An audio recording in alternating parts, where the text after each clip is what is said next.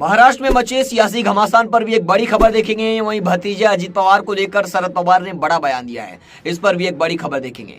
वहीं उद्धव ठाकरे और राज ठाकरे के बीच समझौता हो सकता है क्या, इस पर भी एक बड़ी खबर देखेंगे। वहीं मुंबई में भारी बारिश का अलर्ट जारी किया गया है, इस पर भी एक बड़ी खबर देखेंगे। आइए देखते हैं महाराष्ट्र मुंबई की बड़ी खबरें।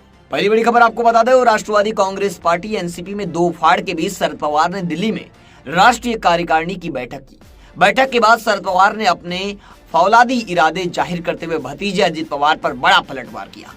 शरद पवार ने कहा कि एनसीपी के अध्यक्ष वही हैं, दूसरा किसी ने दावा किया है तो उनमें कोई सच्चाई नहीं है। शरद पवार ने यह भी कहा कि वह चाहे 82 के हो या 92 के, वह तब भी असरदार हैं। शरद पवार ने बैठक के बाद प्रेस कॉन्फ्रेंस करते हुए कहा, किसी ने क्या कहा मुझे मालूम नहीं, राष्ट्रवादी कांग्रेस पार्टी का प्रेसिडेंट मैं हूँ। दूसरा किसी ने अपने नाम से स्टेटमेंट दिया है, कोई बात नहीं, तो उसमें कोई सच्चाई नहीं है, ये शरद पवार ने कहा है। जो गलत रास्ते पर गए हैं उन्हें कीमत चुकानी होगी। शरद पवार ने आगे कहा, आज की बैठक से हमारा मनोबल बढ़ाने में मदद मिली।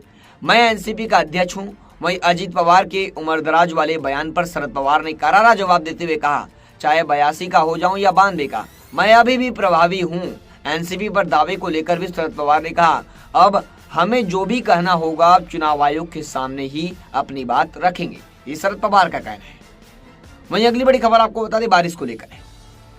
कोंकण में भारी बारिश जारी है, महाराष्ट्र के कई हिस्सों में भारी बारिश जारी है। अब मुंबई मौसम विभाग ने महाराष्ट्र के कुछ जिलों समेत उत्तर महाराष्ट्र के कुछ जिलों के लिए भारी बारिश की चेतावनी जारी की है। मौसम विभाग ने राज्य के 7 जिलों में तूफानी हवाओं के साथ भारी बारिश की चेतावनी दी है। मुंबई मौसम विभाग ने अगले 3 से 4 घंटों में तूफानी हवाओं के साथ भारी बारिश की चेतावनी दी है। मौसम विभाग ने कहा है कि जलगांव, धुले, छत्रपति संभाजीनगर, जालना, हिंगोली, सोलापुर और अहमदनगर जिलों में भारी बारिश की संभावना है। मुंबई मौसम विभाग ने भी उत्तरी महाराष्ट्र और कोंकण जिलों को भी चेतावनी में दी है। मौसम विभाग ने कहा है कि रत्नागिरी, सिंधुदुर्ग जिलों में अगले 3 से 4 घंटों में तूफानी हवाओं के साथ भारी बारिश की संभावना है। वहीं मुंबई में भी सुबह से हल्की बारिश जारी है। आपको बता दें, मुंबई में लगातार 4 दिन की हुई बारिश के बाद बारिश ने अभी तक जोर नहीं पकड़ा है। वहीं अगली बड़ी खबर आपको बता दें, अजित पवार गुट के महाराष्ट्र सरकार में शामिल होने के बाद से शिंदे शिवसेना में हलचल तेज है।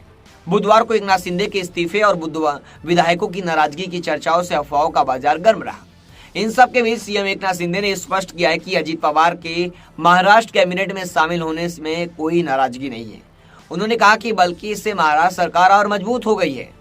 मुख्यमंत्री एकनाथ शिंदे ने कहा, महाराष्ट्र मंत्रिमंडल में अजित पवार के शामिल होने के बाद शिवसेना विधायकों में कोई नाराजगी नहीं है। उनके शामिल होने के बाद हमारी सरकार और मजबूत हो गई है। विपक्ष के शिवसेना विधायकों में असंतोष होने की अफवाह फैला रहे हैं। इस्तीफा की चर्चा पर एकनाथ शिंदे ने कहा कि कोरी अफवाह है। अपनी पार्टी की हालत देखनी चाहिए, आत्मचिंतन करना चाहिए। दूसरों के घर में झांकने से पहले अपना घर देखना चाहिए कि साबुत है या नहीं। वह घर तो टूट गया है आपके ऐसे रवैये से, ये एकनाथ शिंदे ने कहा। अगली बड़ी खबर आपको बता दें, शिवसेना और एनसीपी में फूट की खबरों के बाद अब कांग्रेस के अंदर भी एक तरह का डर पैदा हो गया है कि कहीं अगली बार उनकी पार्टी तो नहीं टूट जाएगी, यानी कांग्रेस। अशोक चौहान एनसीपी की बगावत से कुछ ही दिनों पहले अजित पवार से मिले तो थे। खैर, टूट की इन खबरों के बीच दो भाइयों के एकजुट होने की कोशिश से एक खबर यानी आज 6 जुलाई गुरुवार को सामने आई।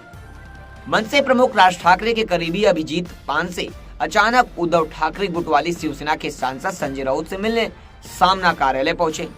पानसे से मुलाकात के बाद राउत उद्धव ठाकरे से मिलने मुंबई के बांद्रा स्थित ठाकरे निवास मातोश्री चले गए। वहीं पानसे राज ठाकरे से मिलने उनके दादर स्थित निवास शिवतीर्थ पहुंचे। दोनों ने चर्चा को लेकर फिलहाल कुछ भी कहने से इनकार कर दिया है। अभिजीत पानसे मीडिया से बात करते हुए कहा कि वे पर्सनल कामों से संजय राउत से मिलने आए थे। संजय राउत ने ही उन्हें राजनीति में लॉन्च किया था, आपको बता दें। ऐसी लेटेस्ट खबरों के लिए देखते रहे हमारे साथ लगातार मेट्रो सिटी समाचार। मेट्रो सिटी समाचार पर विज्ञापन हेतु संपर्क करें 8847744777।